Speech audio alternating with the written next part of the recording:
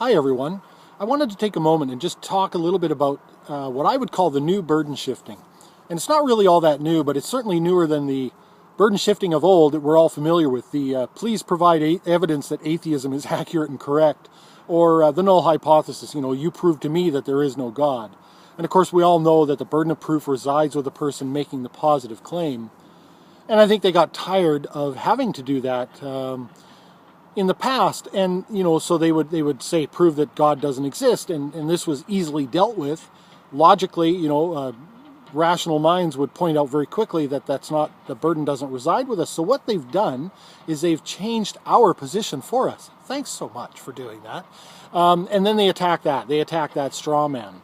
Now, before I get into that too much, I also wanted to just comment briefly on the recent Alex Boughton Bible thumping wingnut discussion, and I found it was hard to watch all of it, actually. The wingnut was very, very uncomfortable. It was quite apparent. And he seemed to want to really try to control the discussion. And I think he would have been better served just entering in and just having a good chat with Alex. There's not really anything to fear here. It's sort of like the old adage, if you have nothing to hide, why are you so nervous or uncomfortable? Why are you running? And also the whole idea of him having all these videos queued up about Alex saying things 2 years ago and really trying to control, avoid Alex's questions and then just keep pressing play on all his videos. It reminded me of something that happened years ago at a company I once worked at, where we had requested a meeting with the owners of the company because as a group, all the employees were having problems with one specific employee and we really needed some help. And they thought that we were going to be looking for money or benefits. So they thought they would do a preemptive strike. And before we even sat down, they started reading through this laundry list of expenses that the company faces, business licenses and property tax and heating and gas and all these things. And we were really stunned because we weren't looking for money. And it was just a really crappy way to start a meeting, and we left not really accomplishing anything. And I just don't think it's a good way to enter something. And now it could be that the wingnut feels that Alex is his intellectual superior, and that's why he was nervous, and there's nothing wrong with that. I mean, I'm sure that Tim's a better truck driver than Alex too. We all have our pros and cons, but I just don't think it was a good way to go about it. And two, it's not often that we ever enter a discussion with somebody where we alter their viewpoint, right, in discussion. That almost never happens. And so I liken it to a video I've recently seen. Forgive me, I can't remember who posted it, but if I can find it, I'll post it below, where they were talking about the new Google Plus system, and that the real issue with it is that it's actually an advanced filtering algorithm. And what it does is through your searches and your preferences, filters out dissenting ideas. So you're just in this echo chamber of all these feel-good things, and that is dangerous. And I think if you're going to enter a discussion with somebody, it should be to understand and comprehend the other side, more so than to think you're going to change their mind, because I don't think that very often happens, and it certainly usually doesn't happen in the moment when we're all being defensive in some way. It's better to let these things simmer over time after the fact. If you've made a good rational argument, then that's your seed. You've planted that seed. But we should all be interested in what one another thinks, or there's not really any point in having a discussion. Now, after Alex Boughton had left the discussion, the wingnut carried on for a little while, and I wanted to comment a little bit on some of the things that he said. The first thing that really I thought was cute was, let's keep in mind he's a presuppositional apologist, or at least he likes to promote the presuppositional argument, and here he is telling atheists that they should look at their worldview critically. The irony of that shouldn't be lost on anyone. How about you first, pal? The other thing that he said is he seems to have this idea that the primacy of existence premise has been refuted. And he provided a source, a link to a blog post, and I read the blog post. It's really a lot of sophistry. They're doing a lot of conflating consciousness with reasoning, conflating existence with reasoning, conflating consciousness and existence.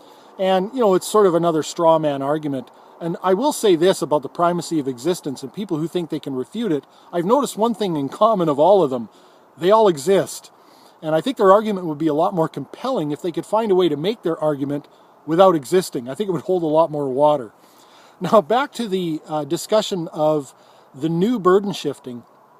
Again, I think a lot of theists were having difficulty and defending the indefensible. And I should say, I have no problem with what someone believes within the confines of their own mind.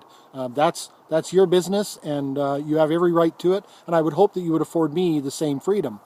Obviously, the problem is when someone is asserting that you should believe as they do, or that we take it to the public space and want to enact legislation, for instance, things to do with gays and lesbians, or people's treatment of their own children when it comes to health and welfare, denying them medical treatment and whatnot because of their own beliefs. And so that's where obviously we all get involved, and we want some evidence. We want the burden of proof being met. And since they can't meet the burden of proof, they wanted to shift it. And in the olden days of the internet, it was a little easier for them to do till everybody wised up. And I think in some ways that's what the presuppositional apologetic, at least its modern form, was born of. God has revealed it in such a way that we can know it for certain, but you'll notice they very quickly go to attacking the atheist position, which they have reformulated on our behalf. They say that an atheist says emphatically that God does not exist. They turn it into a knowledge claim, which for most atheists it's not. There are a few atheists, of course, who will make that claim regarding specific gods, and based on the doctrines that contain, the accredited attributes of that God, and they say, well, there's logical problems here, it can't possibly exist. But I don't think I know of any atheists who say God does not exist, period. And that's what they've done. They've said atheists say this, and so they'll actually go further. A lot of us are aware of videos circulating around that say atheists don't exist, because an atheist is someone who says that God does not exist, and we can't say that because we don't have all available knowledge, and so therefore we don't exist. They don't say that those people would be irrational. They actually say they don't exist, which is obviously a little silly. But I think it's a diversion. It's a diversion from the fact that they don't have all available knowledge either. And just saying it's been revealed in such a way, that doesn't get the job done. There's an inherent dishonesty in this statement of God has revealed it in such a way that we can know it for certain. If an atheist said anything so nebulous and so vague to Cy ten Bruggencate, he would never let them get away with it, right? And so this is how the burden shifting goes. Quickly make that little statement and then quickly go to the atheist position and attack that. So, this new burden shifting, it's certainly more aggressive. It's more of an offensive move, and I think it's a diversion. It's to keep you from looking at what's behind the curtain on the other side. And the one thing that I've noticed about this is they either don't understand the nuance of the atheist position, or they're willingly avoiding it. So recently I asked a particular theist to differentiate between the following three statements. I don't believe that God exists. I believe that no God exists. I know that no God exists. And the response was that they're all the same sentence. They're all the same sentiment. And that's obviously a problem. If you don't understand the nuance between those, you really have no business discussing philosophy, because it only gets way harder from there. That's cake. That's the easy stuff. It only gets mind-bendingly difficult from that point on. And so, simply boiled down, it sort of says, the first one is, I do not share in your positive belief that God exists. And the second one is, I believe that no gods exist. And the third one is the only knowledge claim of the three. And I don't know of any atheists that make that knowledge claim, at least not in general, at least not without, speaking of a specific God and providing reasoning why. And so it's a clear and obvious straw man that they've constructed to then make the demand for evidence, which I think is really, really ironic. I would liken, sometimes you need to break these things down a little simpler. To understand the nuance, I would liken it to a discussion of Pele, the god that was supposed to be responsible for volcanic eruptions and other things. So to these ancient peoples, I would say, I do not believe, or I do not share in your belief in the existence of Pele. And that would be an accurate statement, but it's not strong enough really, because of all the scientific knowledge we have. We understand the mechanisms behind volcanic eruptions, and we know that they're all natural. So I could go a step further and say, I believe that Pele does not exist. So these are obviously not the same thing. Now, could I say that I know that Pele does not exist? Well, I don't have all available knowledge. I suppose it could be that that's how Pele does her business, is using all natural processes. So I can't actually intellectually honestly say that I know that Pele doesn't exist. Now, I'm 99 and 44 100% sure that she doesn't, but I can't say that I know that emphatically. And so again, if you don't understand that nuance, you're not really in the game. if you do understand the nuance and you're just ignoring it because you need atheists to be making this emphatic claim so that you can rail against them, then you're just being intellectually dishonest. And at the end of the day, I think what these discussions should be about is just sharing one another's viewpoint and letting the chips fall where they may after the fact, because you're not going to change anyone's point of view on the spot. It just almost never happens. You're better off to enjoy one another's company and plant a few seeds and move along.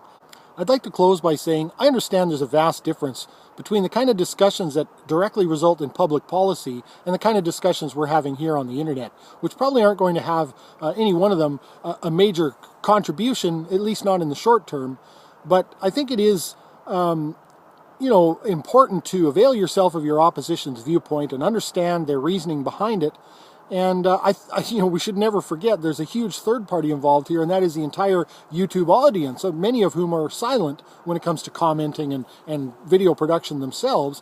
And we're giving them the opportunity to see both sides of any discussion and arm themselves with information and make an informed, rational decision at the end of the day.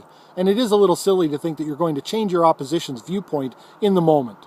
And just saying that someone has been refuted is not a refutation. Let me know what you think. Thanks for watching.